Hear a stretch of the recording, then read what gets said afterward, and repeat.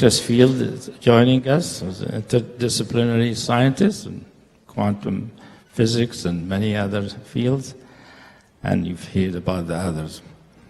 And the way I see it, that all the discussion last night and this morning is all leading to this panel, to the discussion.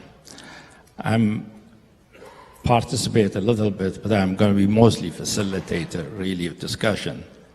Make sure that the scientists speak to you in the languages you understand, and they can speak to each other in the way scientists speak to each other. Not the way spiritual teachers speak to each other. Right. But also in a language that everybody else understands. I only have 2 questions myself, but I think that will bring up many things, and everybody can ask each other questions, and you know each other, although you have different points of view. First question I have is a simple one, which is when you talk about the hard problem of science, which is consciousness. I would like each one here to give their working definition of consciousness. But how do they define consciousness in a way that makes them do their research, do their thinking? So maybe each one can spend a few minutes just giving us what is their definition of consciousness. We want to see whether we're talking about the same thing. So we could begin, Chris. Okay. Am I on? I think so. So I try to think of consciousness in what I think is the simplest possible way as phenomenal awareness of something or other. So examples would include raw visual experience, raw auditory experience, a kind of experience that I think is extremely important is the raw experience of touch or of taste. And I actually think that touch and taste are kinds of consciousness or kinds of awareness that bear a lot more examination than they typically get, because we tend to focus on things like vision. And beyond that, we as human beings tend to experience a lot of other kinds of stuff. So we have these experiences that we experience as memories. So there's a component of our experience that says, this is a memory, that distinguishes it from this is a sensory experience that's happening right now. So there's something that we experience that one could think of maybe as a marker or just a tag that says, okay, this experience has a particular kind of function, it's a memory. So we have this experience for this kind of tag. We have a particular kind of experience that we experience as an experience of self. And that's a very complicated bit of semantics to say that this experience is an experience of me. So that, in a sense, is a kind of tag, too. It's much more complex, and I think much more difficult to understand or even talk about than simply a raw touch or a simple taste.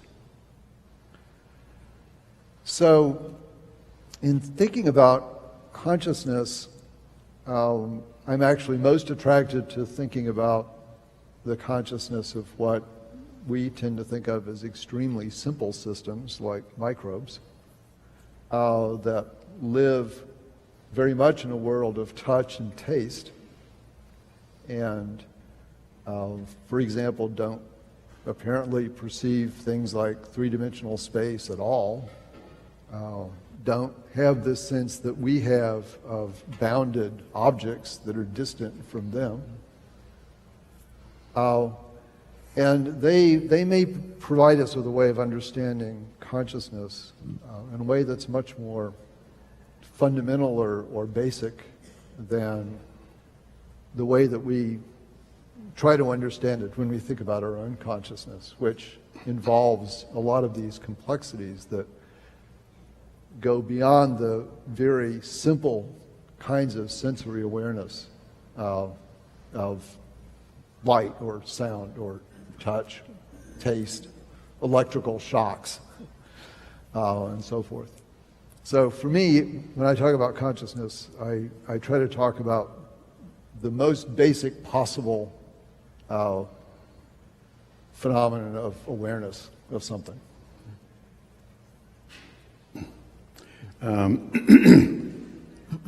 Well, William James, in his very famous foundation, Principles of Psychology, 2 volumes based on his Harvard lectures, talked about the subject matter of his course in psychology, and he said what he was talking about was our thoughts, ideas, and feelings. And so I use that as my understanding, my basic understanding of what consciousness is. It's our thoughts, ideas, and feelings. And but I want to, and he also ties it into memory in a certain way. And because our thoughts, every one of our conscious thoughts has a huge memory component in it. All of the lots of things that we've learned in the past have all kind of fed into this present conscious experience. And without the memories of the past, it somehow wouldn't really be an experience. And in that regard, I was thinking about Hameroff's and Penrose's model, and last night I was thinking about it, and the following thing occurred to me, which is quite relevant to this. So according to Penrose and Hameroff, when a certain set of properties of the mass distribution occur, then according to Penrose's formula, a conscious experience occurs.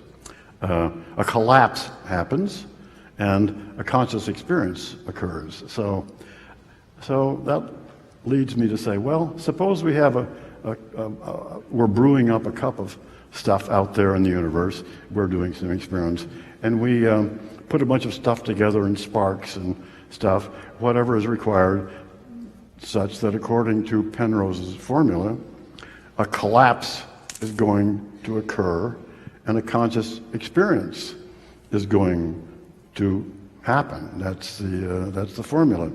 And well, in this case, there's no history. I mean, we've put a bunch of elements together, and we've done whatever is needed to have a mass distribution. And so according to the formula, a collapse occurs, and that means a conscious experience occurs.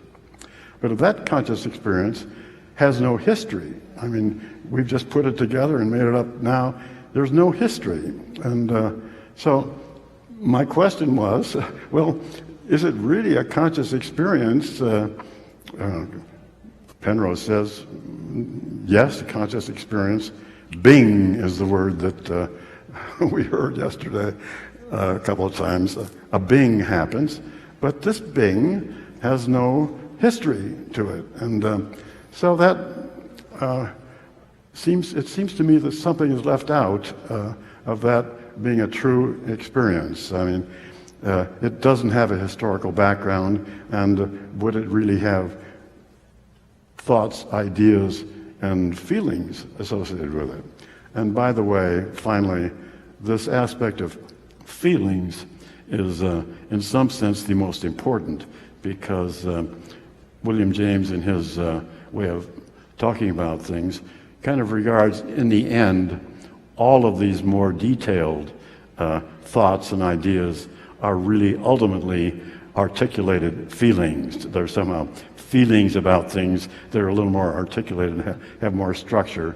But he uses feelings ultimately as the ultimate characteristic of a conscious experience.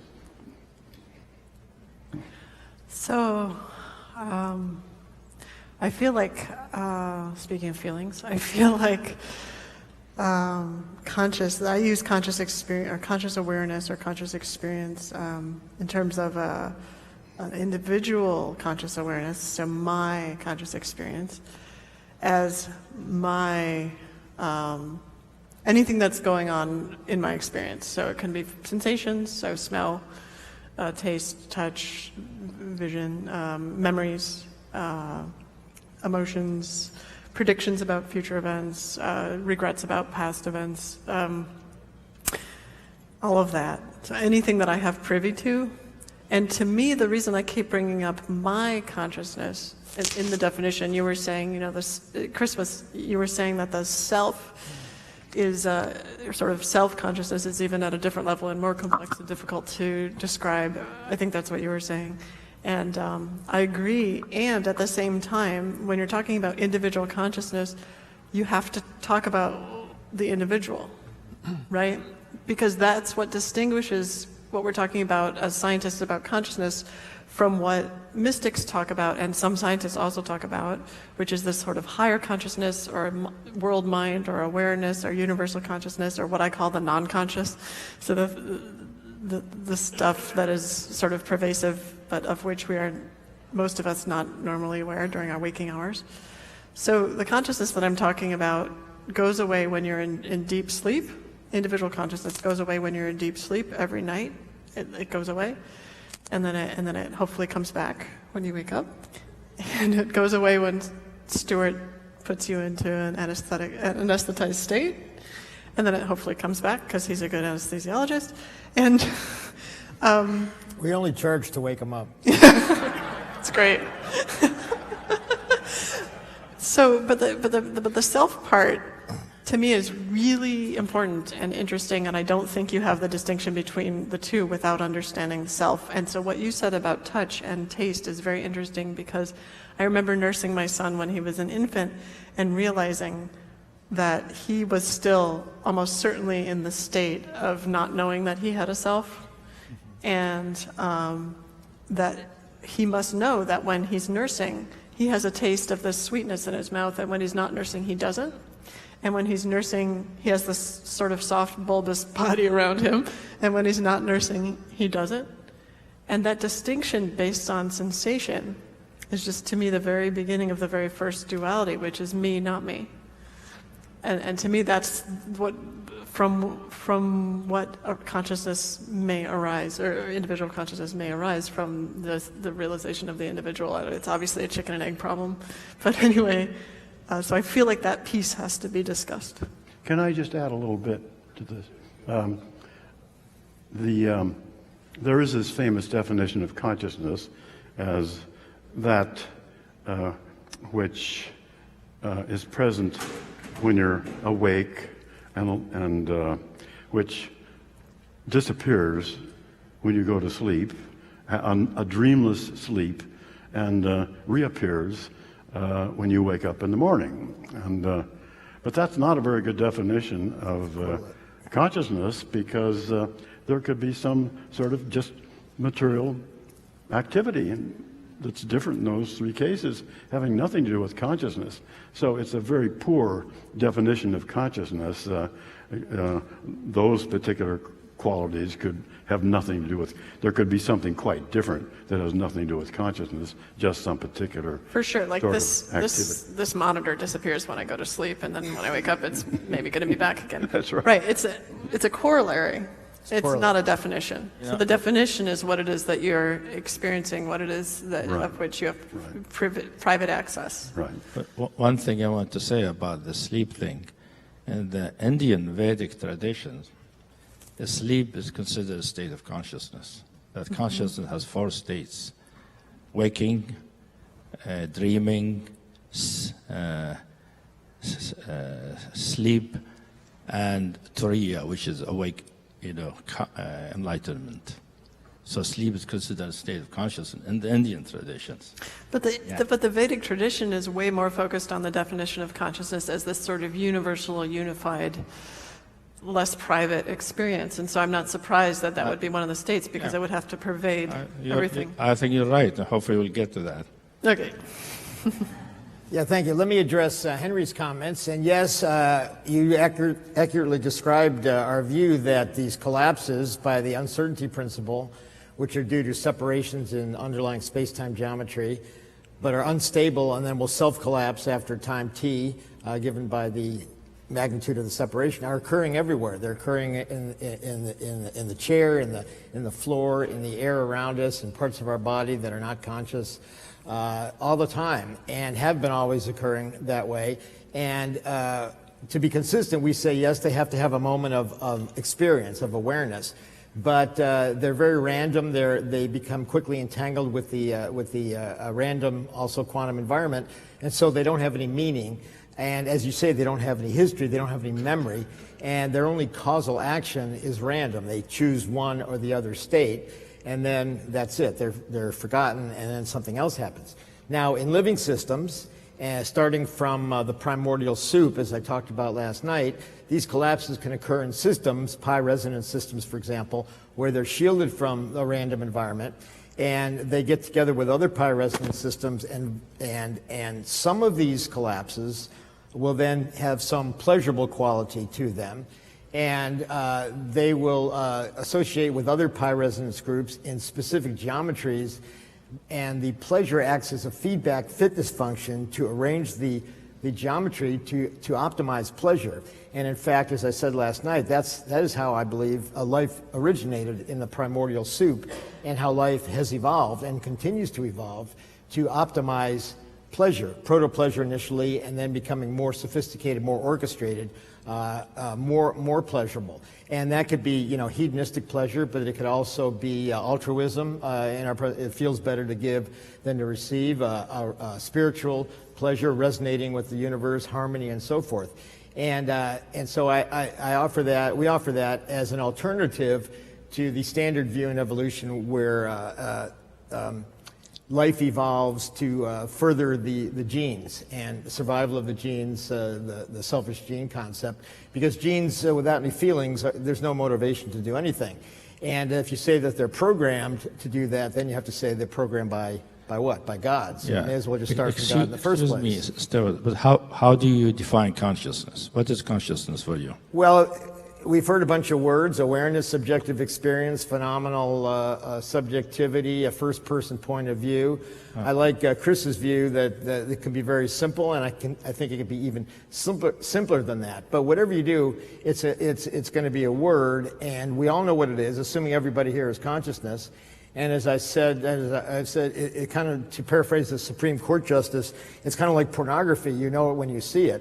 So we know it when we have it, and we know that we're conscious, but I can't prove it in anybody else. You can't prove it in me. I could be a zombie cleverly programmed to talk about consciousness, and we can't assure that our patients are unconscious, which is why we use these sophisticated monitors and so forth, which don't really help. It's basically clinical judgment, which works pretty well, fortunately.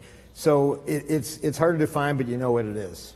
Thank you. So you, all of your explanations, you gave as one possibility at some point that consciousness is tied to living beings. And as you presented it, it was... Well, no. So consciousness with memory and with meaning and with causal behavior is tied to living systems. But it can happen, as I said, in the table all around us. But if you're asking for a godlike consciousness or something with wisdom, I think that would come from the Platonic values that are embedded in the structure of the universe, which influence each consciousness when you get sufficiently orchestrated in your collapses. So you do have consciousness occurring outside of outside of... Well, we call it proto-consciousness, but proto-consciousness. It's awareness, it's subjective, but it's random and lacks meaning, lacks memory, lacks functional causal behavior, but it's happening everywhere. It's universal. So your idea of consciousness then seems to depend a lot on matter. And in particular, all of your detailed studies, of course, have to do with the brain, in fact, and microtubules and things like this. So to what extent is this kind of a matter-based concept? It seems more materialistic than some of the views of some of the other of us. Well, I do believe in a material world. I don't think consciousness emerges from material complexity.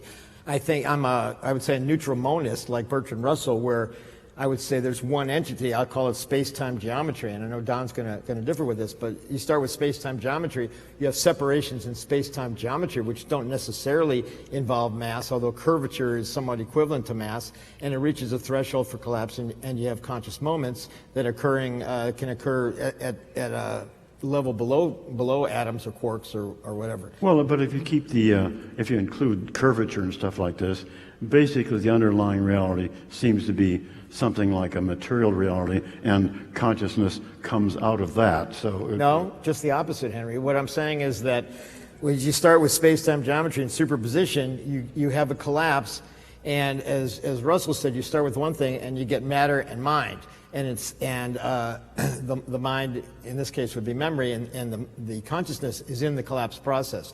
So it gives rise to matter in a particular configuration.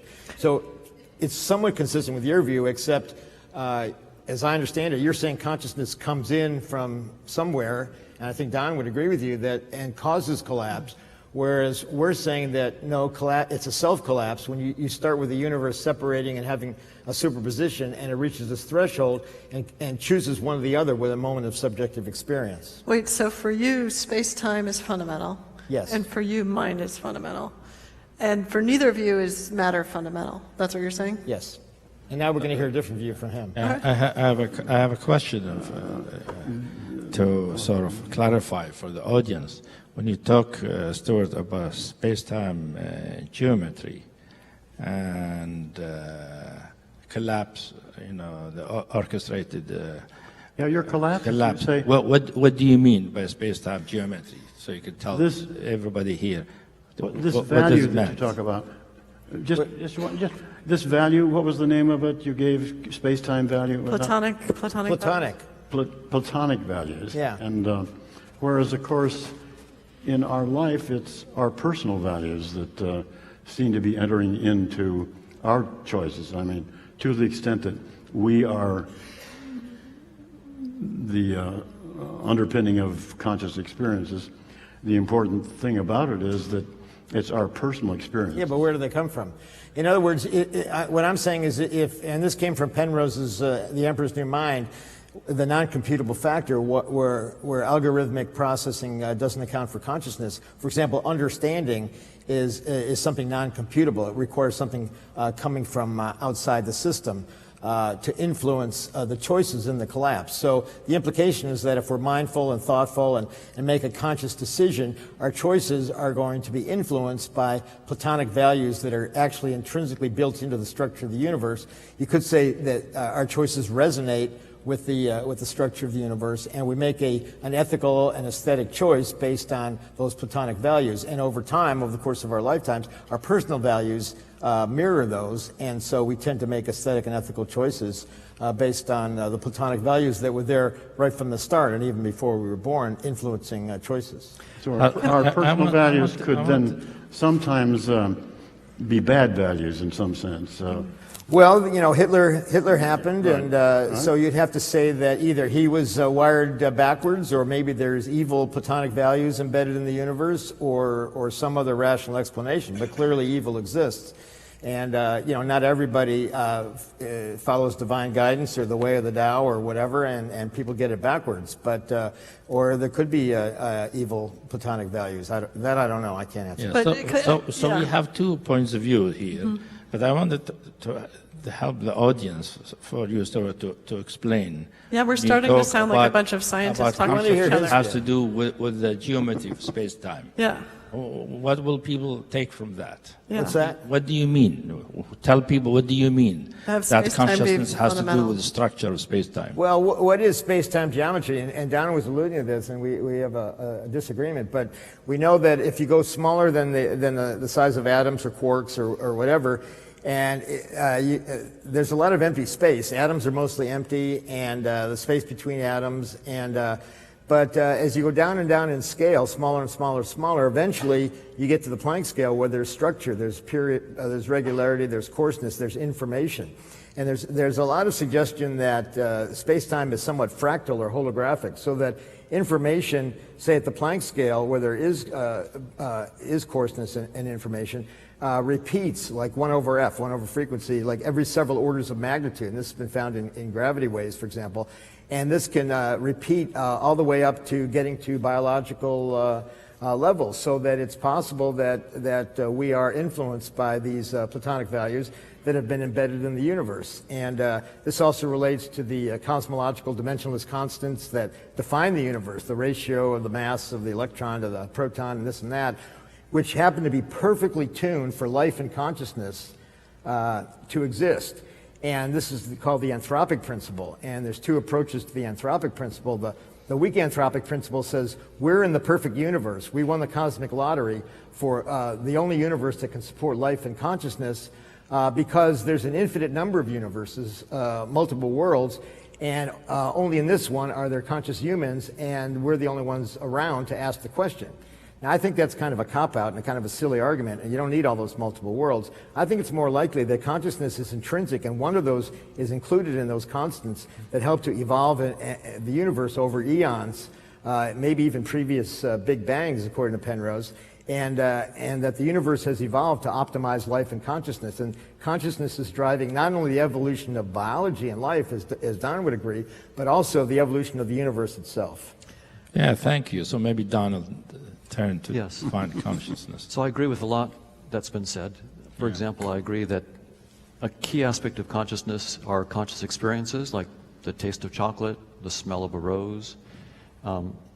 Also, our ideas, our knowledge of mathematics, our knowledge, our scientific beliefs, our personal beliefs, our thoughts and feelings. So all of those are part of it. I think another part, and of course memory and so forth. Agency as well. So this is something that Henry brought up in his talk, that we are, based on our experiences, we can actually make decisions and take actions. I think that's also part of the whole package of consciousness, so that I talk about conscious agents, not just consciousness by itself. But Wait, Don, can I clarify something? Yes. When you say agency, do you mean the experience of agency, or do you mean actual truthful agency? Both. So the experience of actually being able to influence other consciousnesses and actually being able to influence them. So both the experience and the fact of agency.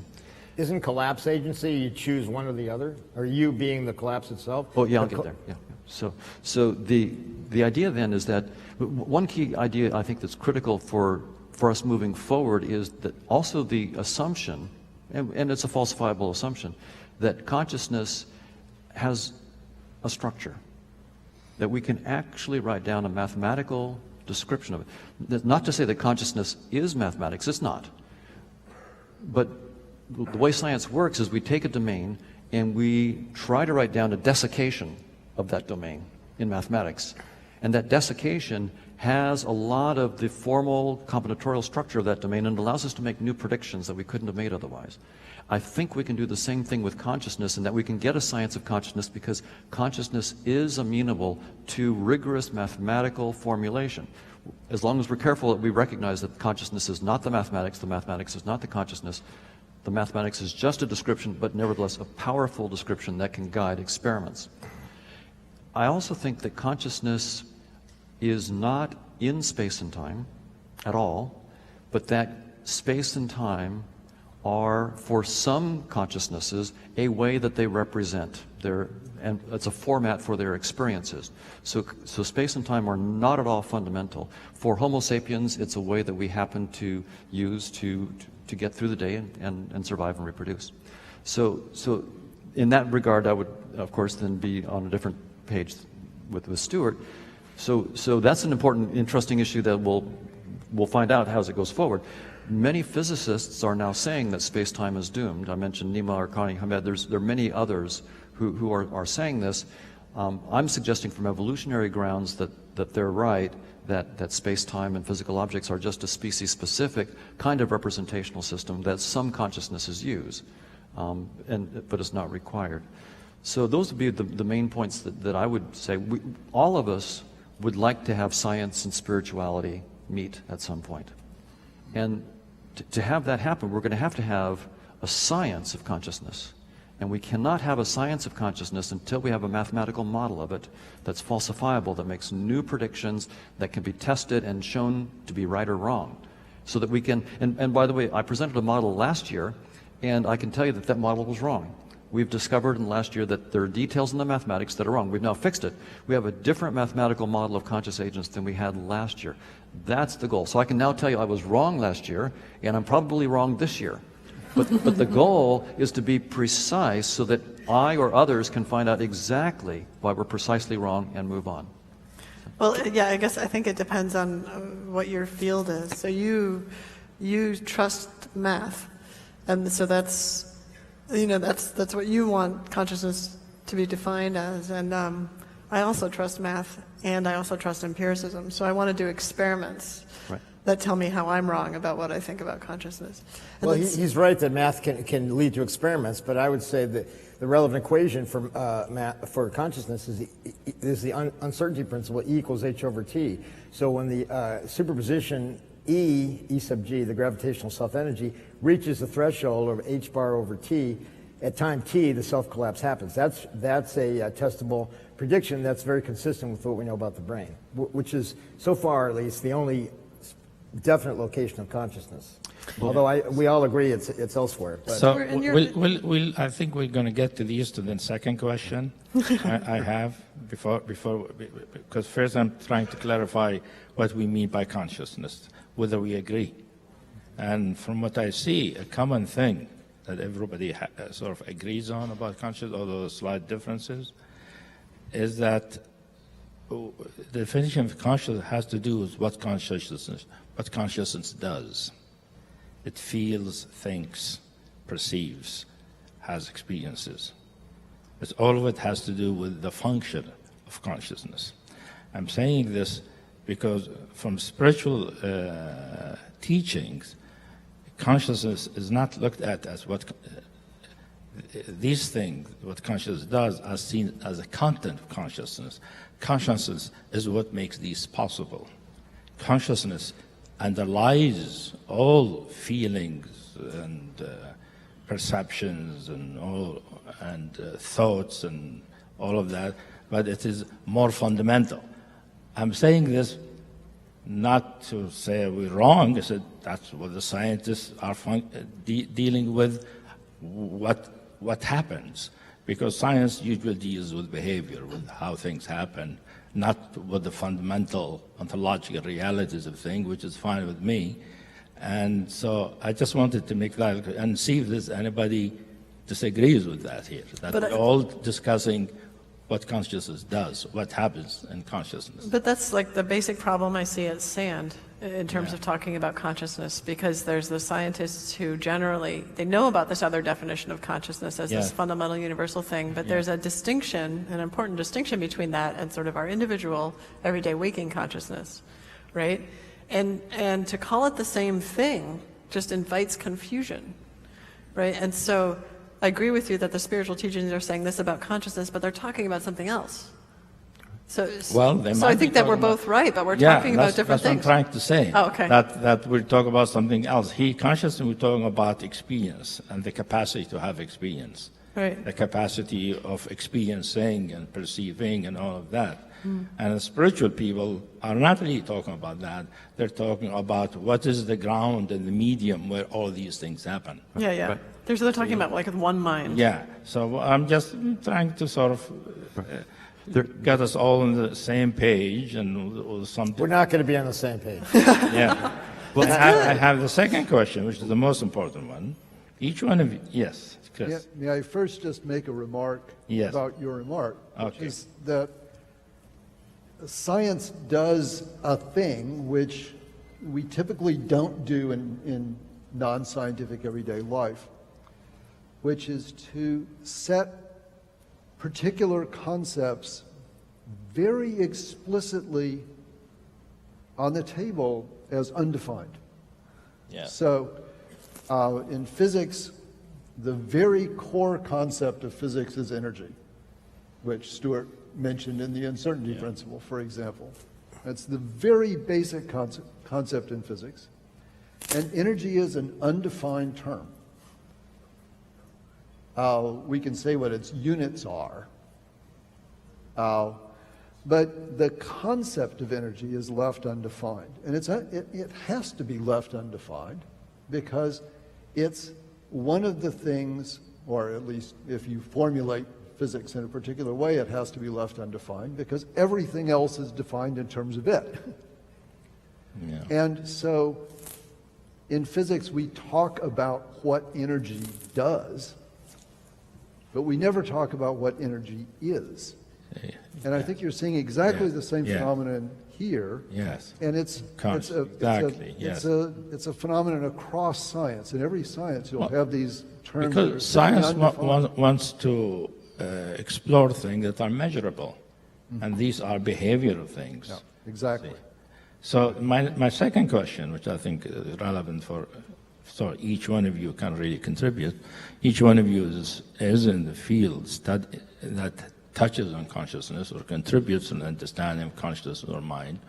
So I would like each one of you to tell the audience, how is your thinking or understanding or your theory or research contributes and addresses the hard problem of science, that is of consciousness.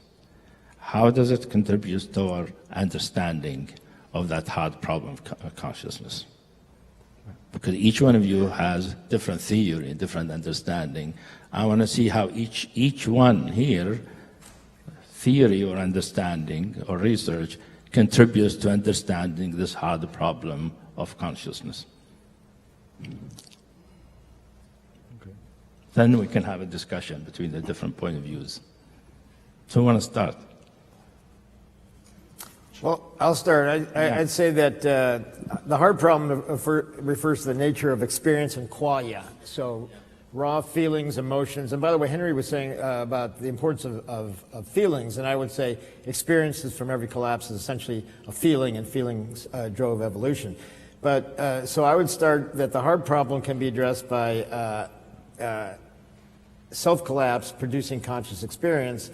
And then, and these are very simple experiences, feelings, emotions, kind of like, and then they get orchestrated and organized into the full, rich, conscious experience that we have, kind of like a painter with a palette who has a bunch of dabs, he or she has a bunch of dabs of paint and takes a dab of this, a dab of that, and you get the Mona Lisa.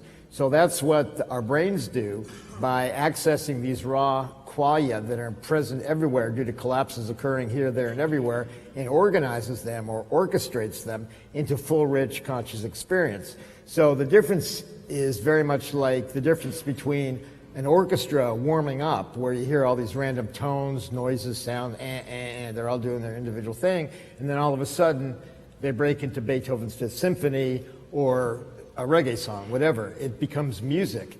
Now, in that case, in the case of an orchestra, you have a conductor, but in the brain or in consciousness, there's no conductor. It's more like jazz. It's more like self-organizing. And it's also more like music in that there are different scales, different octaves, if you will. And Anirban Bandipati has shown these triplets in resonances in the brain, in the microtubules. I almost went a whole session without saying microtubules, but there they are. Where you have from terahertz to gigahertz, megahertz, kilohertz, and then hertz, EEG, and then slower the default modes. And if you go faster the other way, you go into the pure structure of the universe, where you can have consciousness, I believe, even without biology. So I would say it's these resonant vibrations that give rise to the full, rich conscious experience. And to sum it up, I would say that consciousness is a process on the edge between the quantum and classical worlds. And in fact, in the Kabbalah, somebody pointed me to a quote that said, consciousness dances on the edge between two worlds. And I think the actual edge between the quantum and classical worlds is collapse. Now, these guys, Henry and Don, would say that it's a collapse caused by external consciousness. I would say it's a self-collapse that generates consciousness or channels consciousness, if you will, that's already present in the universe due to ubiquitous collapses. So I have a question for you, Stuart. I actually am familiar with the theory used in Penrose, which I appreciate. It's one of, I think, most promising theory, just like Henry has a nice theory. My question, you talk about how the collapse, because the collapse accounts for the qualia and all of that. Have you and Penrose worked out the mathematics of how each particular experience explained by a particular formula? Or are you making a generalization from a theory about what is experience, which is a collapse of a wave function? Or are you really have worked out the details of how each qualia happens? I think you're being a little bit tough on me, but Well, we're trying let to me see say where that. are we. Let me just say that I think Yeah. we've got a more advanced theory than anybody else because. Might be, but I because just want we to know include- how far you got. I don't know. Okay, wait. So we include the physics, biology, philosophy, Yeah. metaphysics, general relativity, et cetera, et cetera, et cetera. Psychology, cognitive science, philosophy. Now, if you're asking about the content of consciousness, why I'm having an experience of looking out at the audience and of you, it's because all these primitives that make it up are being orchestrated by the microtubules in my brain to self-collapse, say, at least 40 times a second, maybe as fast as 10 million times a second, and to give this experience. So the content would have to do with the processing that goes into it. It's essentially quantum computation. But as far as the pure qualia, if I go back to what I was saying last night about life originating in the primordial soup due to these amphipathic molecules that are very much like dopamine. So we know that dopamine is the pleasure molecule, and it's thought to be a neurotransmitter in certain parts of the brain, and when it's involved, there's pleasure, there's reward, that leads to addiction and many other things, but all pleasure seems to be mediated through that, whereas serotonin has more of a mood component. So it could be that the shape of the pi resonance clouds that collapse create the particular qualia, and the way that these pi resonance groups are arranged geometrically within a molecule give rise to the specific qualia. So it could be, but so far you haven't proposed experiments to verify that. You say it could be that. No, well, we've proposed experiments. For example, quantum resonances in microtubules, which would be inhibited by anesthetics and enhanced or accelerated by psychoactive drugs. So you have a system of microtubules, you're measuring quantum resonances at these various frequencies, you give it anesthetic gas and it goes away, you give a different anesthetic that's twice as potent and you need only half as much, then you give DMT or LSD and it goes really high frequency and gets more quantum. I think that would be the next step that's doable. Now, would that tell you what experience those microtubules in this dish were having? No, not yet, we can't talk to them. But eventually there could be something like that. Yeah, it's interesting, in the theory that you have, you and Penrose, So, is that it is, Penrose seems to look that the physical world pretty much is mathematical in order. He believes in the Platonic world of mathematics, and that underlies physical reality. But then when it comes to consciousness and mind, it comes out of the physical, instead of the consciousness and mind coming also out of the Platonic world.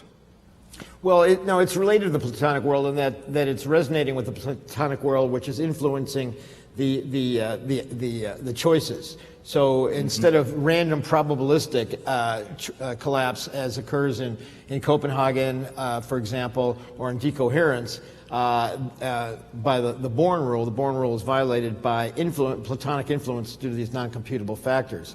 So if I make a choice, I really like that painting, or this really tastes good, you could say that it's because my brain, my microtubules are resonating with Platonic values embedded in space-time, so it makes it feel good and taste good. So in Platonic values, you are including things like love and pleasure. You're not just including just mathematics. in Platonic world. You're including things. You talk about Platonic values. Yeah, So yeah. including things like pleasure and love Yeah. and pain, not just mathematics. Right. Well, Roger started with mathematics, and then when we wrote our hard problem paper in 1996, we included qualia and ethical and aesthetic values. So the non-computable Platonic values could influence you towards something beautiful, something ethical. Love is certainly a feeling, and feelings in general. I think feelings are primary. I think a lot of us agree with that, and drive evolution. I think life evolved to feel good in all of its various manifestations, whether it's love, whether it's tasting good, whether it's reproduction, whatever. That's what drives behavior. That's what drives everybody's behavior. I think people are here because they want to seek understanding, which feels good, and to meet people and have a good time. So we're still being guided by seeking various forms of pleasure. Thanks for explaining. I understand better. Let's see anybody else. Go. Well, Henry.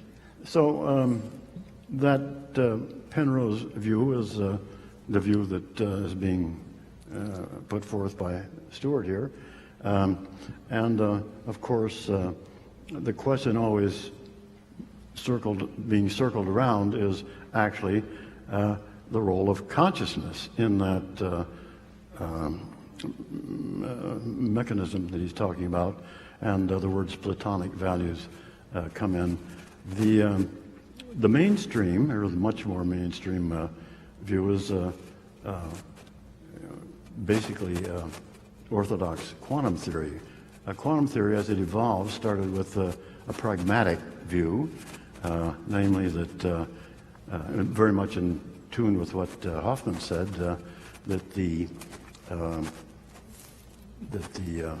point of view originally established, or that was originally adopted by quantum theory, was that it was a practical set of rules that would allow you to make useful predictions, and of course, by useful predictions, that would certainly include survival. And so the original idea of quantum mechanics was that it was a practical, pragmatic theory, and this idea of pragmatism fits pretty well into survival that Hoffman was talking about. So that was the original pragmatic Copenhagen interpretation of quantum theory. But the question then arises, can we form a more detailed picture of what's going on, mathematically described picture of what's going on behind these practical rules? And the answer is yes, particularly in the hands of von Neumann. He developed, and there's a huge thick book all filled with the details and about how you can understand a reality behind these rules, and how it is that your conscious experiences play a very specified role in this mathematically described theory. And the practical role that your consciousness plays in this theory is to make choices about what your next, your choices actually are about what you're going to probe, what you're going to inquire about. Mm-hmm. So there is a place in the theory, the choices made by the conscious observers, as to what choice is going to be, what you're going to ask, what questions you're going to ask about nature. So this is part of the theory. It's fit in a very straightforward way, and the outshot of it is that you do have a well-defined mechanical idea of the evolution according to certain laws that are spelled out, and all the mathematics is worked out. And the role of the observer is to come in, basically just to ask questions. And the other key idea is you have what's called the state, the quantum state of the system. It's both, ultimately, it's the state of the entire universe. And this state, quantum state, it's mathematically described, behaves in certain ways. And these ways are influenced by these choices, which are sitting in a certain place in the mathematical formalism. more or less exactly in the place that we feel they appear, namely in our choices of what we're going to ask about.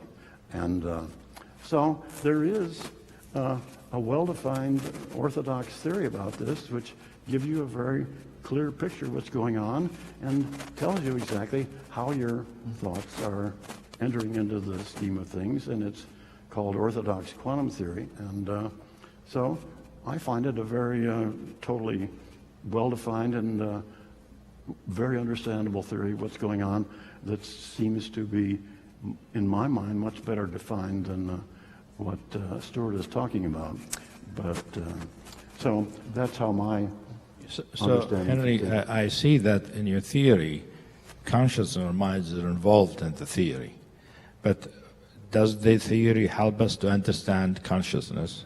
How does it help us understand? What does it contribute to understanding consciousness? That's right. These feelings feed right into the structure of the mathematical theory in a particular way, and in a particular way that we feel they do. As a matter of fact, when we ask a question, you know, I've obtained a certain knowledge about the physical world according to a process that's understood, and we now have some knowledge. And of course, if the knowledge is that something is going to come down and fall on my hand, I act on the basis of this knowledge, and I pull my hand back.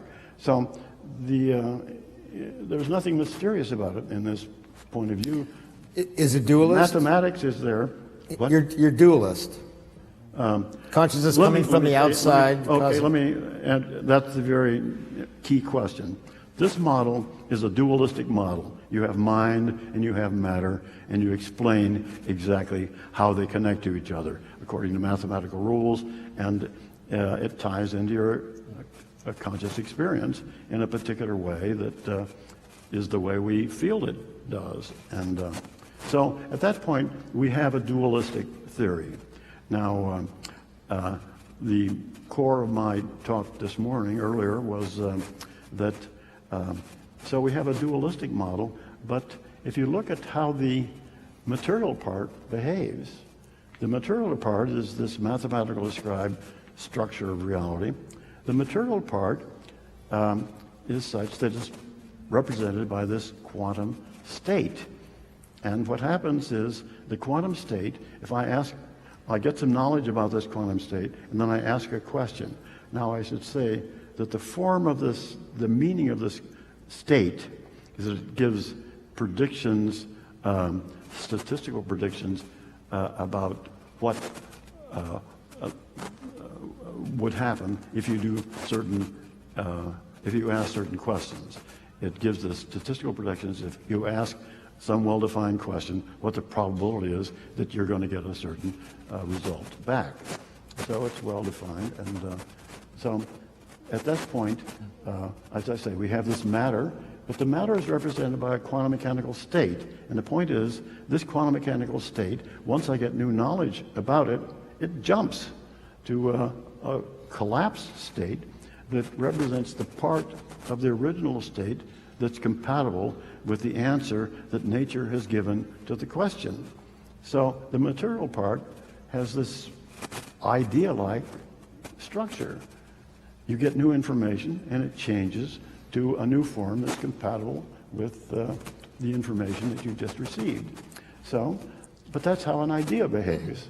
And so ultimately, although we started with two things, we found that the matter-like part really behaved like an idea, and so we're left purely with an idea-like, fundamentally idea-like universe. So, come on, Chris, you want to say about Okay, hear well- 2 point of view? I want to hear what's your view and what do you think of these 2 point of views? Well, I guess I'll make the bold statement that if we understand the hard problem as why is there any awareness at all, and if the question is have we come any closer to explaining why there's any awareness at all, I would say the answer is no. I don't think we have a theory at all of why there is awareness per se anywhere in the universe. I think what all of the scientific work from many different directions is contributing to this discussion is, as you mentioned before, a much better understanding of what awareness does, why awareness is useful, under what conditions will a given system be aware of a particular phenomenon. This is the question you asked Stuart, of course. Does the mathematics allow us to predict this? And I would say no one has a formula now that's going to predict exactly what I see in the next 5 seconds, or even to say, what am I seeing right now, given what my brain is doing or something like that. But that's a question that it's at least imaginable how to answer. But that theory would not tell us why there's awareness at all. And I would also say that what I believe the science is enabling is a push toward the realization that awareness, and I'll use that term in the sense that I define the word consciousness, so something extremely simple. I think there is a definite pressure building in the scientific community toward the idea that awareness has to be a fundamental assumption, that we really do have to drop this business of awareness per se being generated by a particular organization of neurons, which is very much the standard view in neuroscience, or a particular organization of something else, any kinds of material objects. As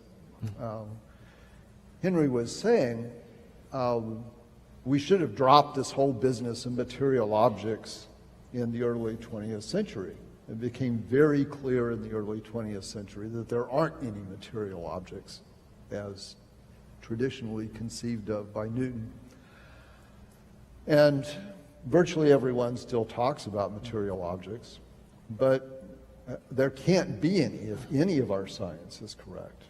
The way I like to put this is that we all believe that there are objective boundaries around things. So, we believe that there's an objective boundary around me and an objective boundary around the lectern, and so on and so forth. But if you actually look at the formalism of quantum theory or even of classical theory, the formalism itself requires that those boundaries cannot be objective. The formalism requires that basic physical processes don't care at all about the boundary around my body or the boundary around that lectern or the boundary around anything else.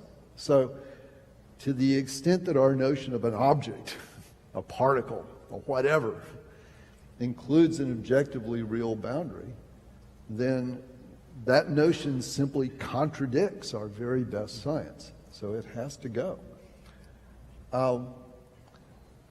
And I can't predict how long it will take for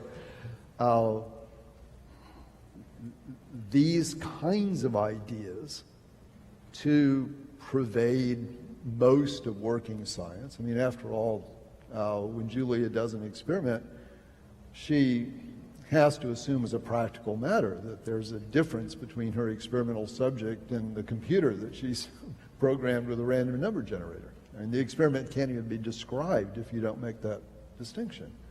And we can't talk about measurement without talking about a distinction between the observer and the system being observed. But in a very real sense, our science tells us that none of those distinctions even though they're very useful to us, are part of the reality out there that Don depicts with his, strings of numbers rolling down a screen, just as a way of saying that reality is nothing at all like what we see.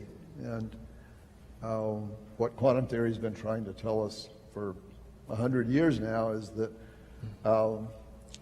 physical reality is nothing whatsoever like what Newton thought it was.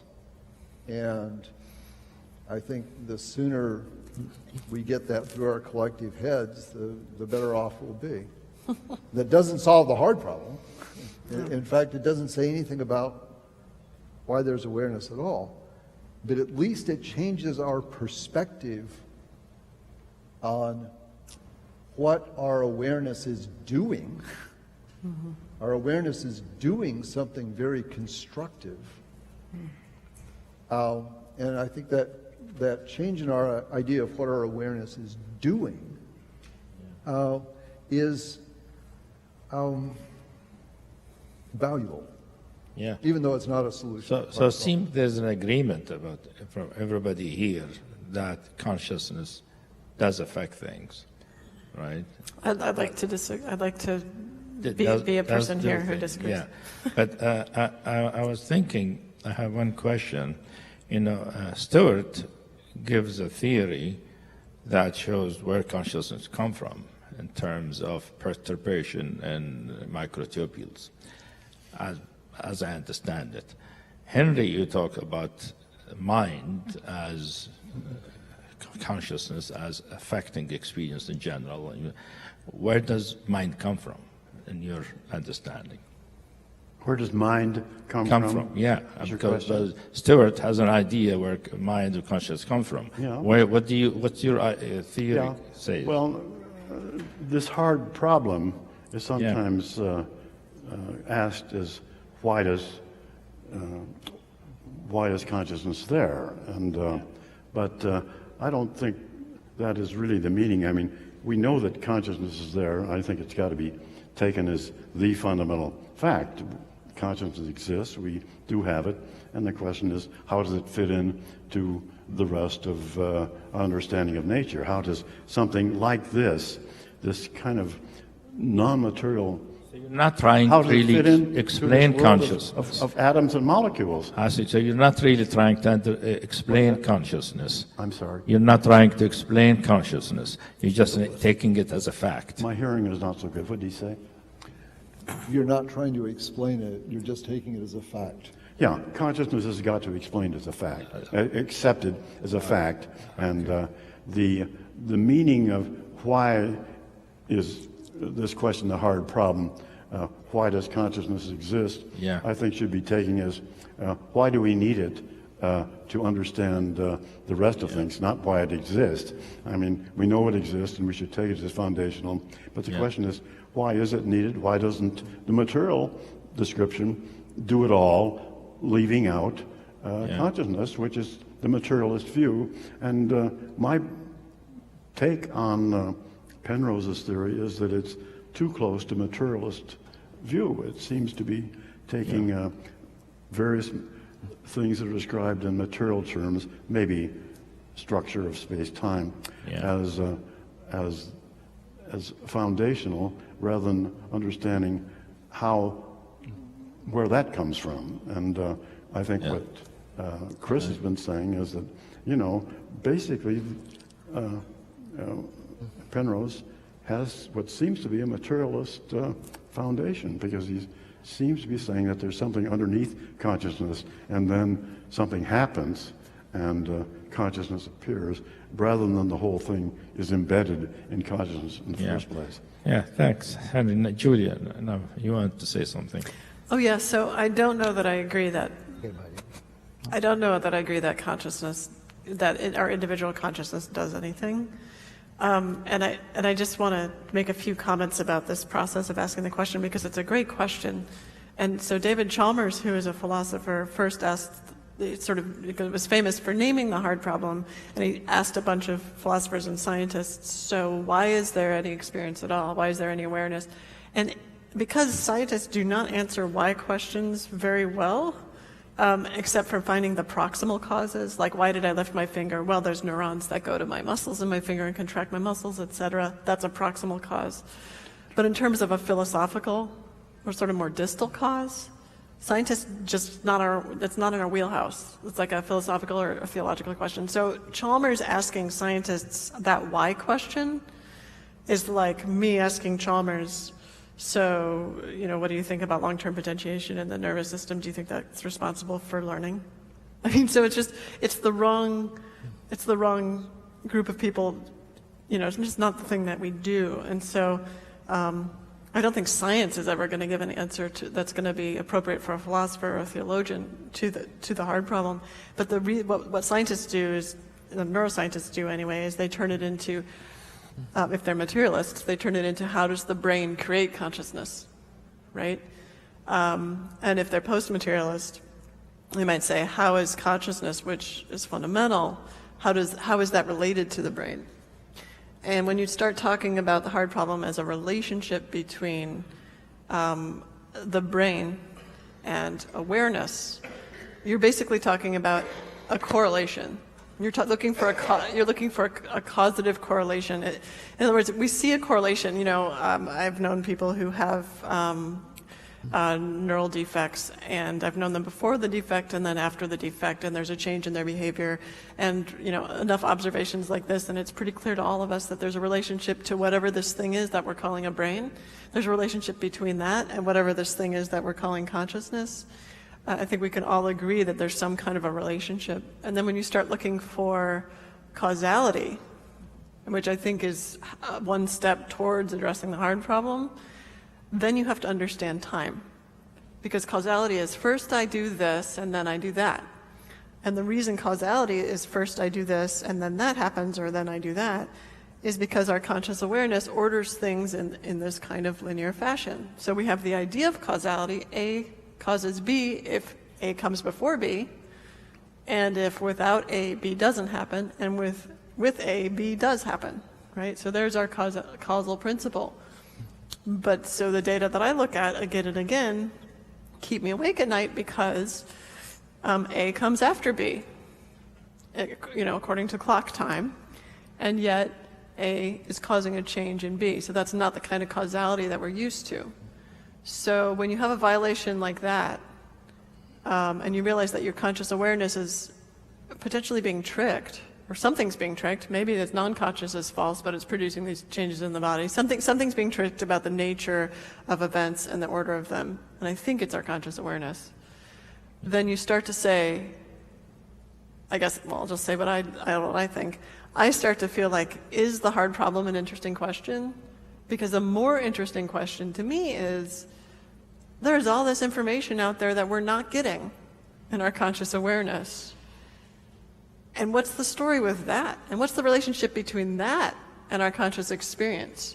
The hard problem is just a problem of our conscious experience. How does our conscious experience of the brain relate to our conscious experience of subjective states? Yeah, when you talk about unconscious processes, non-conscious processes, anything of which we're not conscious. Are you referring to operations happening in the brain? I'm talking about, so this is a fundamental... Or non-conscious, the way Freud talks about non-conscious. No, so Freud talks about unconscious as, there's the preconscious, there's the unconscious, there's the subconscious. These are all components of our psychology, our psyche, right? Yeah. I'm making a fundamental distinction that is, to me, the most basic distinction that can be made, which is between those things of which we are conscious and everything else. And I'm calling everything else non-conscious processes simply because we're not conscious of them. That doesn't mean, by the way, that they themselves are not conscious. Does that mean they're not, but they're non-conscious, but they're happening? Sure, they're processes, so they're happening. Where are they happening? Where? Yeah. Well, so the brain? For are me, you talking about the brain or just the universe? Everywhere. Everywhere. So for you're not me, saying, you're part of my non-conscious because you're I'm not not talking conscious the of brain processes only then. The entire body, including the brain, is non-conscious. Yeah. Because I have no private access to what's going on in my brain right now. I can't tell you, when I said that, my left frontal cortex was I mean, I could assume that there was some firing going on there, but you know, I don't have internal subjective experience of it. So it's non-conscious to me, just the same way that you're non-conscious to me, which does not mean that it itself is not conscious or that you're not conscious. It's that you're part of my non-conscious. So there's this division between everything that I have private access to and everything else. It's very similar to what Henry was saying about there's the observer and there's nature. So the observer is the piece that has private access to a chunk of information, and then there's everything else. And what we find is that everything else, including my body, has information that the observer is not privy to. So we have a lot of knowledge going on that we're not conscious of at the present time. So to me, that's a more fundamental question, because this other question is about two things that are in our conscious awareness. So it's on one side of this duality. Yeah, I was just curious because most neuroscientists think consciousness has to do with neurons. Yeah, I'm different from them. And I was wondering whether you're adhering to that or not. Oh, does consciousness have to do with neurons? Maybe. I feel like the whole field gets taken over by this idea that it's almost egoic. It's like, we're so special, we have these experiences, we better explain them, they're so amazing, aren't we great? What's really going on that we're not consciously aware of is so much more aware than our conscious awareness. That it feels like we're trying to explain the wrong thing. It's like, oh, we're going to play with these little toys, but there's this like giant mountain over here.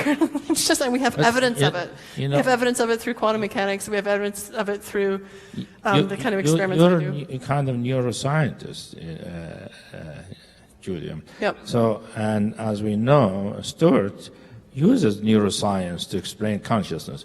Yeah. Can I address her backward time effects? Let me ask if it's good. What do you think of his view about consciousness and neuroscience? Stuart's? Yeah.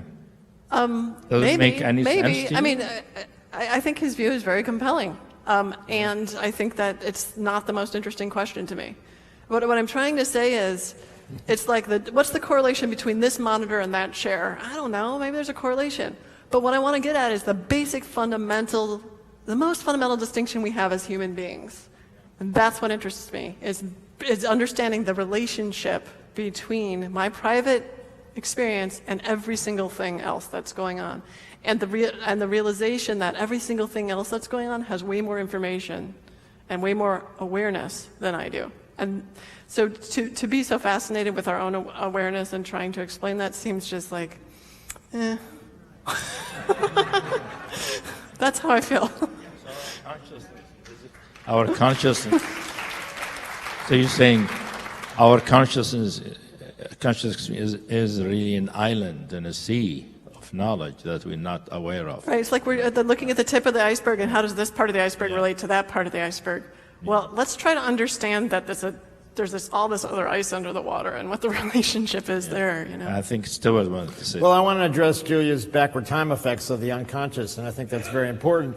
And quantum information goes backward in time. And there's a number of lines of evidence that when you have a collapse, that there's the classical information that goes forward and quantum information goes backward.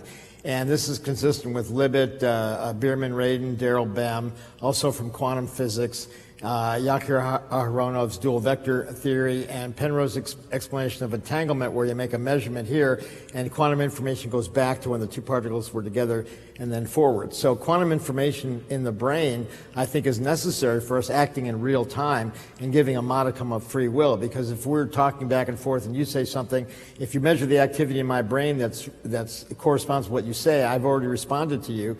And that leads neuroscientists to say the consciousness is epiphenomenal, happens after the fact, and I responded non-consciously. Now that avoids the question of, well, where's the neural activity for the non-conscious activity, which they never come up with. So I think backward time effects, apparently due to quantum collapses in the brain, give you this backward time effects. Otherwise, we would be living in the past. And it would certainly be an evolutionary advantage to act in real time, or even ahead of time, if that were possible, in a predator-prey relationship. Well, only if other animals are also acting in real time. If they're also acting in the past with the same delay you have, then everyone's acting at the same time anyway. Well, but you got to keep up with the Joneses. If this creature has backward time and I don't, he's going to eat me. Right, I guess what I'm saying is if it's a central feature of your conscious experience that you're delayed by 8 seconds in time, and so anyone else with conscious experience is delayed by 8 seconds in time, you might as well just be at the current time. Well, but that would apply to other organisms. But what about a rock falling down a mountain? If I'm 8 seconds behind, I'm not going to be able to get out of the way. I mean, Yeah, you will because you're 8 seconds behind. So your perceptual system is matching that. So in other words, No, the rock doesn't follow that, though. everything follows that because it's all in your perceptual system. Well, okay, so you want to get rid of reality altogether. No. I like reality. No, I don't think you can. No, I mean, I want to point out that conscious experience is all we got. It's all we got. No. No, I'm not saying that I'm an idealist. I'm not saying it's all there is. I'm saying it's all the information we have. So a rock falling down a mountain, or Don's example of jumping in front of the train, I mean, if he's 8 seconds behind, okay, he thinks he can get across before the train comes, but if he's 8 seconds behind, Is he's 8 like a bug on seconds a windshield. behind throughout his life? Let's imagine. I don't think people But are the 8 tr- seconds but the behind. rock But let's isn't. just The train isn't. just listen to me for a second. If you're growing up in the world where you're always 8 seconds behind, your system has some external physical reality that follows apparently some linear order. Your system has learned to treat that 8 seconds as if it is now. And therefore, you have learned when someone comes and slaps you on the hand because you stole a cookie, you've learned to pull your hand back because you basically, you put on those glasses that can change your angle of vision, and then within moments, your angle is changed. You adapt to it very quickly, even though reality is over there. You adapt perfectly by grabbing something from over here. So Just if the I'm nature of playing perception. basketball one-on-one with somebody and he's in real time and I'm 8 seconds behind, who's going to win? Well, clearly that's not the situation we're talking about. Clearly Well, the situation why that not? we're talking, well, because what I said was if every animal is 8 seconds behind. So in that situation, one animal is not 8 seconds behind.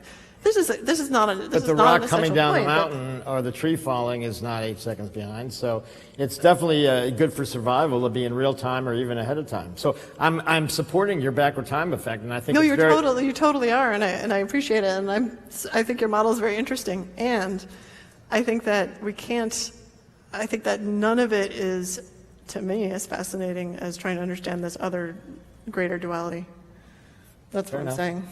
Thank you both. And obviously, the conversation can continue. I want to see what Donald says about his contribution. Yes, so a lot of stuff here. Yeah. I would say that cognitive neuroscientists have discovered that they can be very successful if they're physicalists, assuming that neurons exist and have neural activity and so forth. They're very successful at explaining intelligence, language, memory, learning, things that are functionally defined. Actually, they're not, but go ahead. They can't explain memory, but please. Well, Sorry to there interrupt. are neural networks that I've built that work fine at modeling memory. They do it quite well. So, in fact, I built systems that have memories that learn that. But in the and brain, the synaptic proteins are transient. They only last hours to days, and memories last lifetimes. But he's talking about cognitive models. Yeah. Let Donald first do his thing. There's no in-principle problem. Of course, there are details. We'd like to get as close to the physiology as possible, but there are no in-principle problems with starting with a physicalist world interpretation, artificial neural networks, and doing all sorts of things. We can build cars that drive themselves now better than humans. So it's not a problem. We have a problem, though, when we try to start with the same assumptions and get just my experience of the taste of chocolate. All of a sudden, we're stopped. We can do intelligence, we can do learning, memory, problem solving. We cannot do something that even a rat can do, which is taste chocolate and have a conscious experience. That's the hard problem. It's hard because the physicalist assumptions run up against a hard wall there. So that was the source of the hard problem. There's also another hard problem that we've been talking about here, which is why is there any conscious experience at all? But that's a separate issue. The hard problem is understood in cognitive neuroscience is this one. Why do our models that work so well for all the rest of the mind fail on something so simple as the taste of chocolate? So the way I've been trying to approach this is to say, look, no scientific theory explains everything. Every scientific theory says, grant me these givens, and then I will derive these things. So grant me that space and time and matter exist, for example, and then they're trying to say, I will show you how consciousness emerges. So I have these unconscious ingredients that you have to grant me. I don't know where they came from. They came in the Big Bang. Where did that come from? I don't know. So that's granted. But those are the unconscious ingredients, and you have to cook up consciousness from the unconscious ingredients.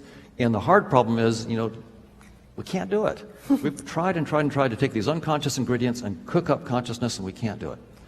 So my approach is to say, okay, well, everybody assumes something, and everybody here thinks consciousness exists, but maybe just the false assumption is we have to grant the unconscious as the given, the physical stuff. So I'm going to turn it around. Let's say I'm going to try to solve the hard problem in the other direction. Let's start with consciousness. Now we have to be scientists here, so that's why I want a mathematical model of consciousness. But let's start with consciousness. That's my given. Now, the hard problem, the problem I have to solve is the other direction. If I start with consciousness, I have to then show that I can get back all of quantum mechanics and all of physical theory without any hand wave. I've got to get it all, and preferably I get it all plus new predictions that they haven't come up with, so that I actually have a theory that takes us the next step. So the idea then is, if you start with unconscious ingredients and try to get consciousness, it's a mystery. There's no intelligent thing that's been said about how to do that.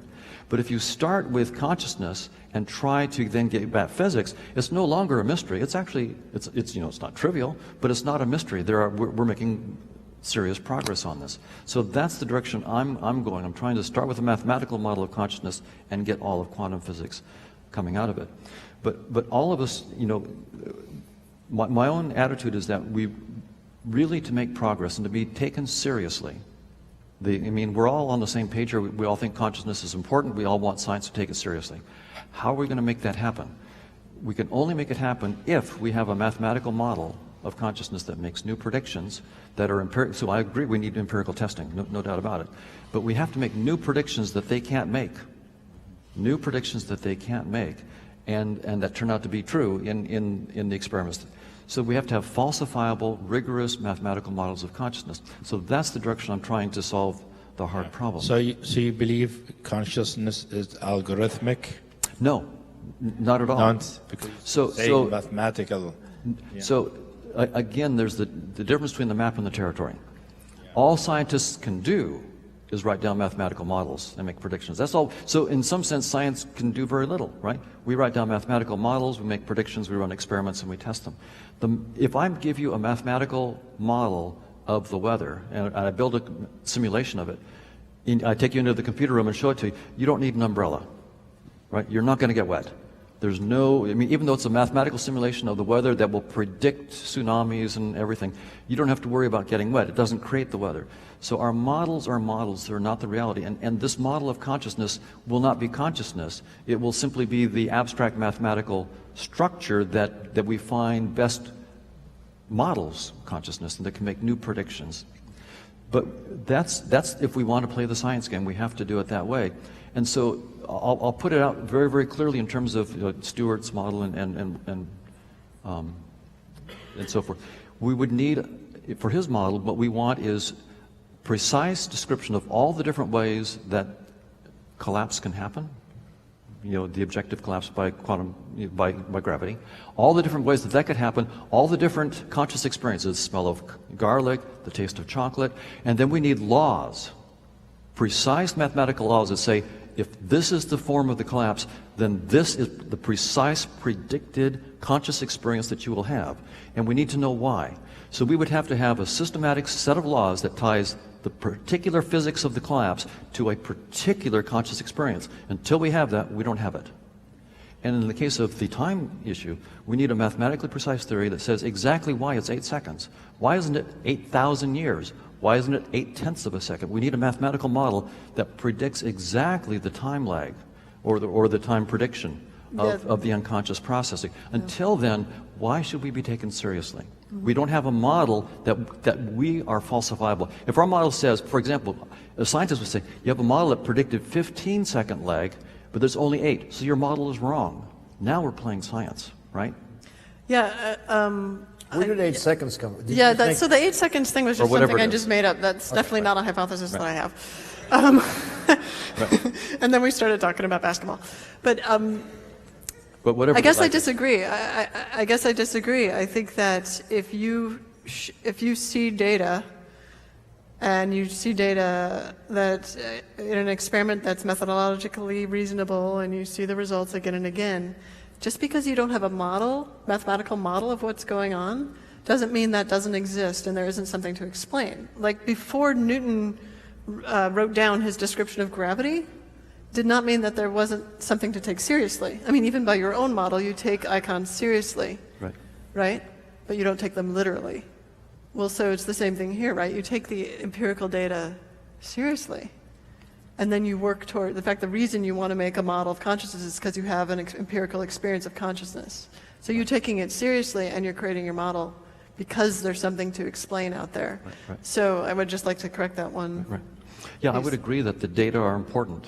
The data are the data, and if they are not compatible with the current theories, that's important for the current theories.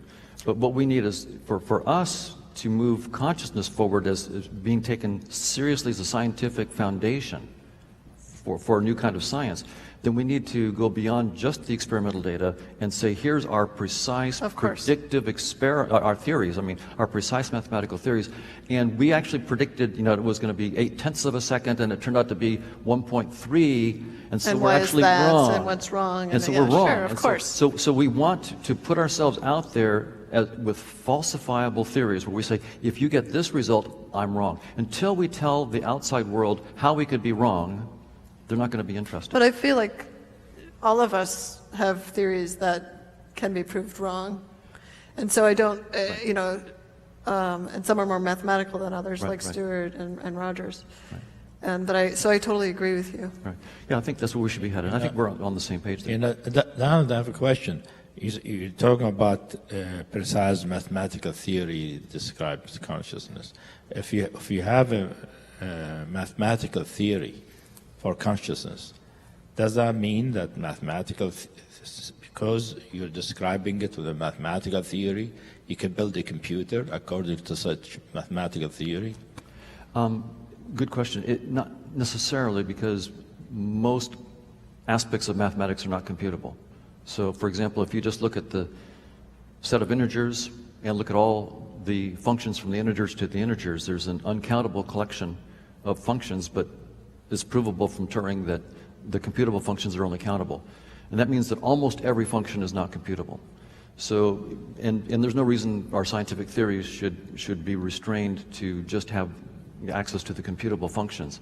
So it doesn't mean that we're saying it's necessarily computable by a Turing, universal Turing machine kind of thing. So it doesn't require that. I would say one other thing, by the way, in response to your earlier question about consciousness being an action versus, from the spiritual point of view, being just a more grounding kind of thing in which the actions can take place. When we actually look at the mathematical model of conscious agents that comes out of the mathematics that we come up with to actually look at the dynamics of consciousness, consciousness doing stuff, requires a ground, a mathematical ground in which that can take place. And so it looks like when you actually do it this way that the duality between the action versus the scientific theory of consciousness might have versus the spiritual notion of a grounding goes away, because both are required to get the mathematics to work right. Yeah.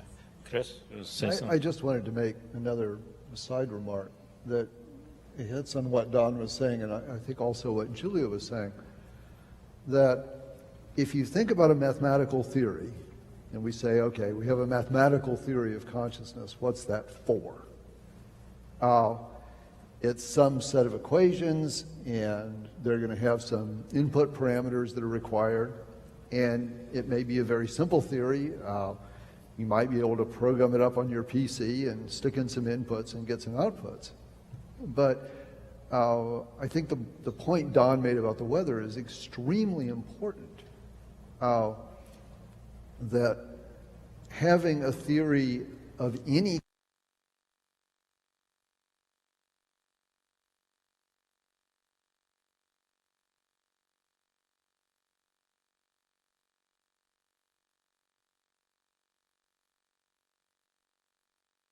Oh, they're on. Whether your theory is implemented on a computer or on a pencil and paper or just by thinking in your head, the theory being a theory about consciousness doesn't say anything about its implementation. I mean, any theory can be implemented in any way, and they're all equivalent. And all the theory is for, any of our theories are for. And Henry, you made this point. They're practical devices. And the only purpose of having a theory is to predict what I'm going to see next. So it doesn't help us to know consciousness? Scientific theories, as far as I'm concerned, have no ontological implications whatsoever.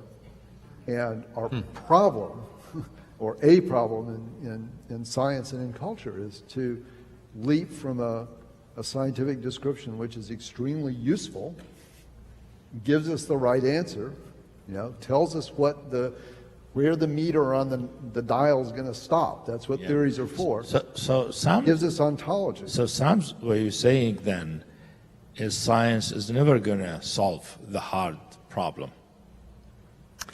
Yes, that's at least what I was saying. That's what you're saying. The science is not going to solve the hard problem. And I Not actually within the agree purview with of science. Julia that the usual formulation of the hard problem is not very interesting. It's like, why is there energy? Well, there just is. You assume it. You can't do anything if you don't assume it. Yeah. Okay, Henry, you want to say? Well, yes, and so I think we agreed consciousness we know exists, and Yes. the question is, but we do have to make use of it because these predictions that we get appear in our consciousness. I mean, that's what we want to explain, given some initial experiences appearing in our consciousness. How do we make predictions about what will happen if we do X? And consciousness is absolutely fundamental to the whole structure, and it's what the whole thing is absolutely built upon. There's no question about that. And so the question is there that, how does that play into the materialist view that neuroscientists today are unanimously adhering to, a classical mechanical idea where consciousness basically is not very important, that everything is produced, the conscious experiences are produced by some sort of material thing that's going on in the world which is regarded as more elementary and primary. And Yeah. But here's what's beautiful. I mean, here's what strikes me as beautiful. Yeah. What strikes me as beautiful is that, Chris and Henry were just saying that the point of science is to predict what happens next. And that's what happens next based on our conscious experience of events, because that's what happens next is defined by our perceptual systems, right? What's amazing is that if we're motivated sort of as a culture and as a people to try to figure out what happens next, it drives us towards answering the question two ways. One is through the realm of conscious experience and mathematical models and prediction of future events, and another way, which is through the back end of non-conscious, because the non-conscious processes actually know what happens next, right? And so what's beautiful is that these two systems are working together to get to the same point, which is to the realization of what happens next. What's funny is that we decide that we want to go the hard way, which is through our conscious experience, which insists on this linear order of events so that there is a next to predict, of which we are unaware. Instead of maybe there's another way through the back end of identifying with the non-conscious, or what I'm calling the non-conscious, and which many people who are in mystical states might call the transcendent mind or whatever. And so it's just, anyway, it seems like all roads lead to the same place, and that's pretty cool. Okay, Henry. yeah, I just want to make one, I think, important remark. You said, so we want to make predictions about the reading of the dial, where the pointer is on the dials. So you let that be the objective, to predict where the prediction, where the counter, where the pointer will appear on the dial. But that's not where it stops. It doesn't stop at that point. In fact, if you look at quantum mechanics, you make predictions about the dial, and at a certain point, it's smeared out all over the place. And that's the key point of quantum mechanics. You've got to ask, the next question is about what your experience is going to be. And that's a different issue. One is a physical question of where the dial is going to be, but quantum mechanics basically usually doesn't answer that question. It gives you a smear.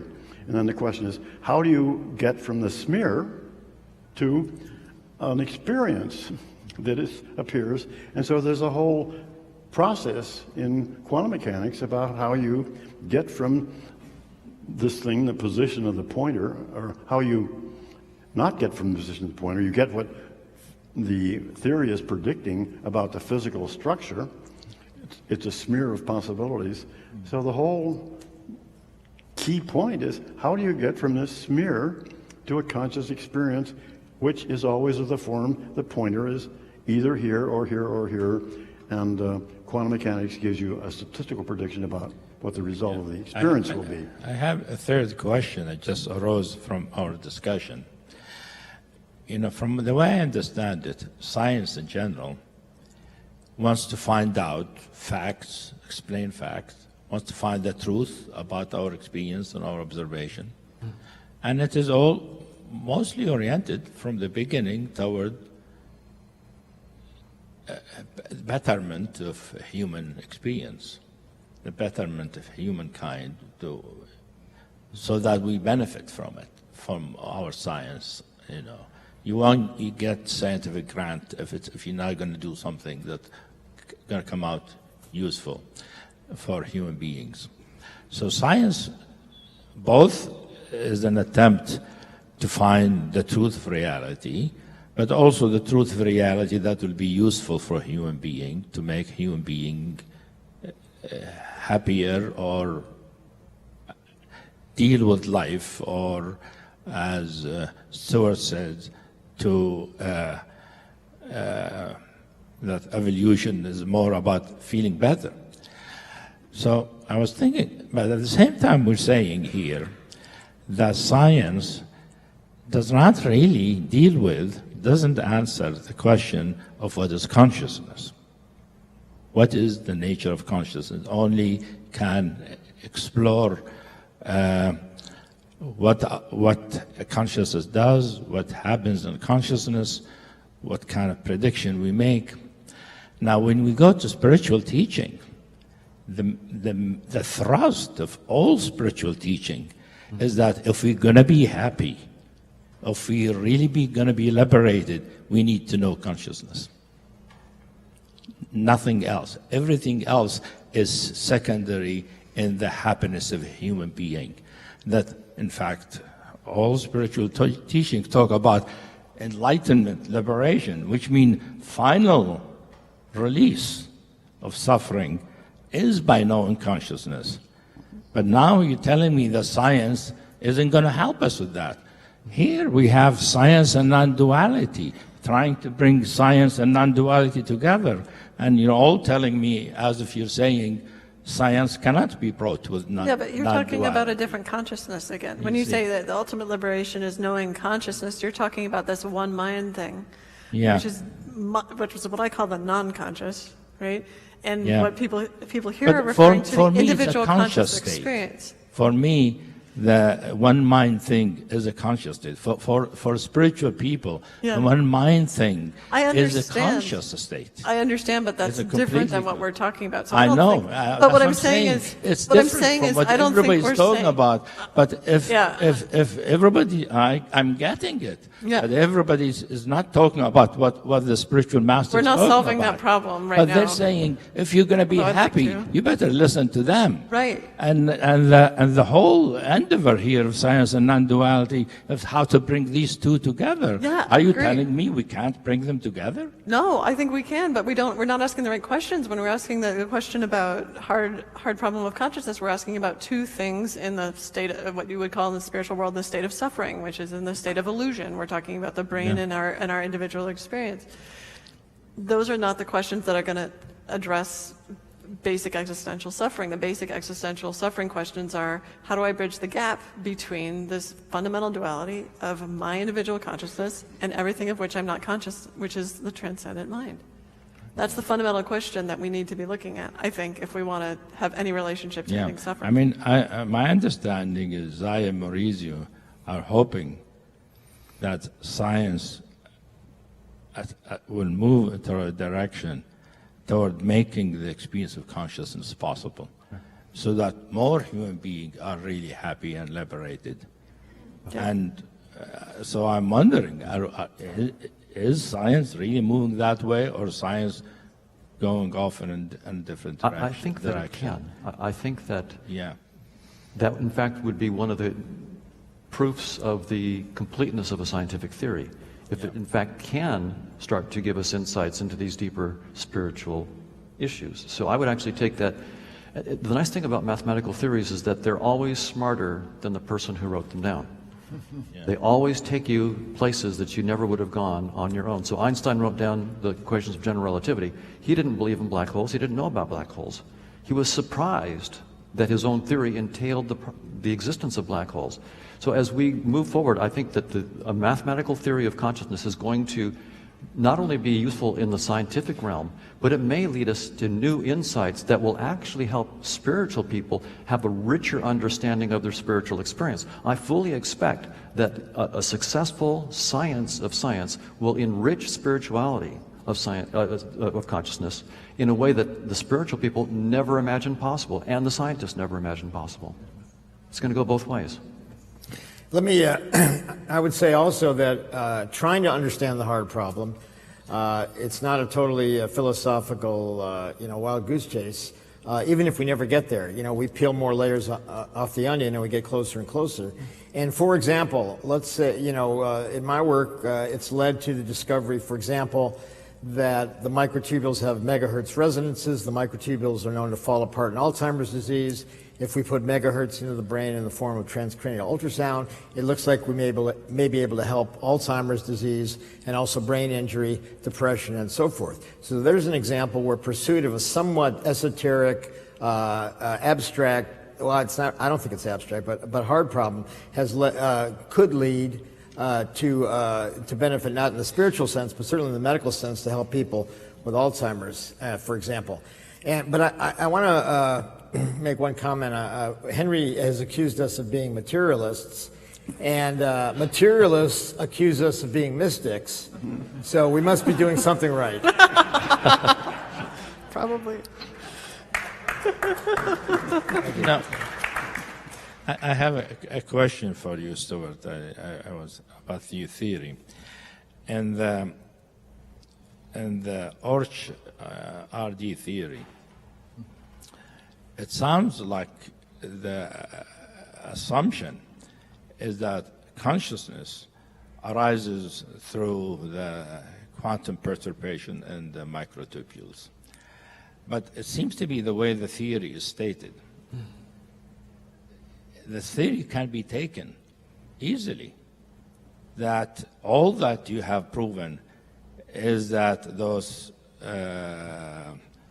quantum fluctuation makes consciousness possible. It doesn't say. The theory hasn't proven that it produces consciousness. That the quantum perturbation produces. Well, as you know, many people would say... You could take it either way, that it produces it or it makes it possible. Well, it's a little bit of both. And many people hear, and I've heard this many times for many years, that the brain is just a receiver like a TV set. Consciousness is out there, and it just allows us to tune to a certain channel or station to get our conscious experience. And to some extent, that is true. Because, as I said before, the raw qualia, due to objective reduction, is happening everywhere in the universe, willy-nilly, and it's the structure of the brain, specifically the microtubule, specifically in the quantum channels of the pi resonance inside the microtubule walls, where the quantum effects are allowed to occur, which is where anesthesia acts to erase consciousness. that allows the qualia that are present in the universe for the artist to grab a dab of this, a dab of that to make a masterpiece.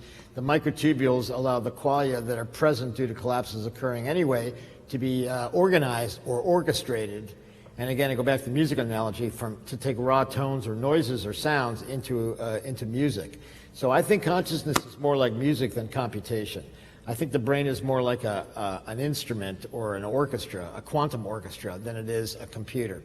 And so I think that's a step forward, and it's a step towards the kind of spiritual traditions that many people here So you subscribe think, to. so am I understanding that you and Penrose theory allows the possibility that the neurons and their microtubules and whatever happens in them allows the idea that consciousness is an emergent property instead of epiphenomena of the brain? I wouldn't use emergent, but definitely not epiphenomenal. But Emergent implies But complexity. Sounds you and Penrose talk it as an epiphenomena.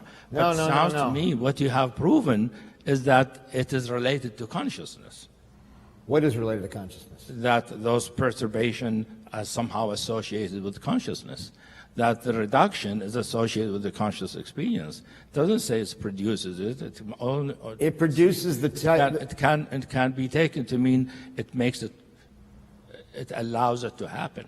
Well, it takes the raw components of consciousness, the qualia that are present in the universe as irreducible components, and organizes them or orchestrates them into the full, rich conscious So experience. it channels them into.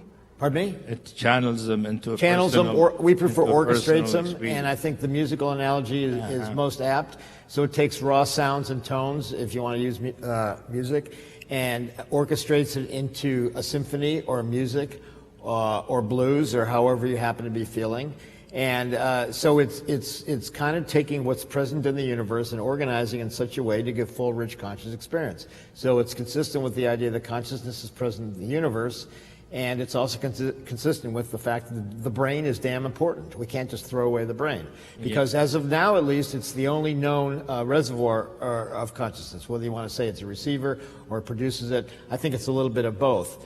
But, to just forget about materialism or forget about reality and forget about space-time and forget about the brain and just talk about pure consciousness, well then, why bother? It sounds to me then, the way you're talking about it, since those qualia are already there in the universe and RD make them possible, brings you closer to what Henry's saying, is that mind or consciousness is, everything is happening in the mind. The mind is fundamental.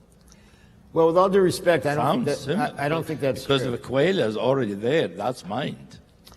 And Yeah, that's, that's what Henry's saying in his theory.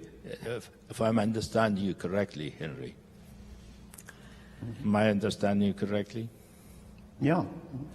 Okay. Well, so sounds let me respond to you're that. much closer to each other than appeared at It's the underlying reality. Yeah. And, Well, let me respond because as I've told Henry and we've talked about, I think we agree that consciousness is associated with collapse of the wave function in the brain. Yeah. And his view, and I think Don's view, is that, and Wigner and von Neumann would say that consciousness is extrinsic in a dualistic sense that causes the collapse.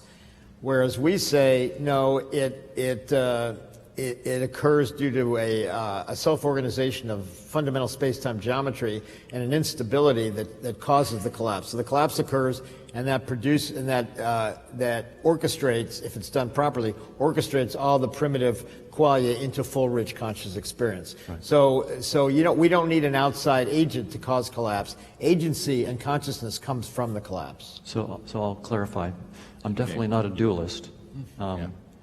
I start with consciousness being fundamental, and where I differ with Stuart is that I assert that neurons do not exist at all when they're not perceived, nor do microtubules, nor does space and time, nor does any physical object. They do not exist apart from perception because they are the forms of our perceptions. They're part of our interface. So the reason I would say microtubules could not possibly be the source of consciousness is because they do not exist apart from perception. So they're a form, they're a style of perception, a particular format that we use. So it's a very monist point of view. Consciousness alone exists. So it's a monism. Space and time do not exist at all apart from consciousness, and only certain conscious agents use space and time as a So format. you make consciousness fundamental. Absolutely fundamental. Yeah. So I want to make it as clear as possible, the distinction between my view and the orchestrated objective. So I would say the raw components of consciousness are fundamental, but we need the brain and the microtubules to put it together into the kind of experience we have. So that's the difference. I Yeah. don't. I also would say I don't see how your view is at all testable or scientific. Oh, it's absolutely Well, falsifiable. how are you going to prove that nothing exists? Absolutely. Well, we've already been doing that. I mean, that was the debate, and He's Henry not knows it saying better. that nothing exists. He's just saying that it's not what we think it is. Right. He's so not saying that going back to what Einstein said, if nobody's looking at the moon, does it go away? Right. So Pauli said that you're asking, and when that was brought up, Wolfgang Pauli said that's the same as asking how many angels can dance on the head of a pin. But John Bell showed us that that's not the case. He showed that we can actually ask the question intelligently, does an electron have a definite value of spin when it's not observed? And every experiment done so far, and it's been repeated dozens of times because we can't believe the result, every experiment is consistent with what I'm saying. An electron does not have a position, a momentum, or a spin when it's not observed. When it's not measured, when it doesn't collapse. when it's not observed. When it's not observed. But that's the same thing. Between observations, it has no position, and that means it's not there. If you don't have a position, you're not there. it could mean it's but superposition that's a of multiple- particular interpretation of quantum theory, the way I understand, because there are many Right. interpretations. That's why I was careful to say every Yeah. experiment is compatible There are with many what I'm saying. interpretation, and that's the interpretation you. That's you- right. you- Exactly. So the question of the session was how close is science to understanding consciousness? Yeah. And I have to say that even though it seems hopeless given when you're listening to us, I think that Speak for this yourself. it just seems hopeless sometimes listening. You're right. It seems hopeless a little bit to me listening to us because we all have these different opinions and we're pretty strong about them. But I think that this is exactly why science is close to understanding both individual consciousness and universal consciousness or non-consciousness, whatever you want to call it, because we have all these different approaches and each of them has to have an element of the truth. Otherwise, we probably wouldn't be representing them. I would say we're very close. All we have to do is to get an experiment that shows that your theory is wrong. Be my guest, please. I encourage everybody to try to do that. I wonder, at the beginning of this conference, when I was thinking about it, and thinking from a perspective of spiritual tradition, the non-dualist, the non-dual spiritual tradition, they believe that science is moving toward recognizing non-dual consciousness. Here we're talking about that's not necessarily what's going to happen. What makes me wonder, because there are different theories of consciousness, different ways of understanding consciousness, is whether the different theories of scientific theories of consciousness are going to reveal things about consciousness that non-dual spiritual people don't know about consciousness. There might be properties of consciousness not known by spiritual tradition that science can reveal. It's not necessarily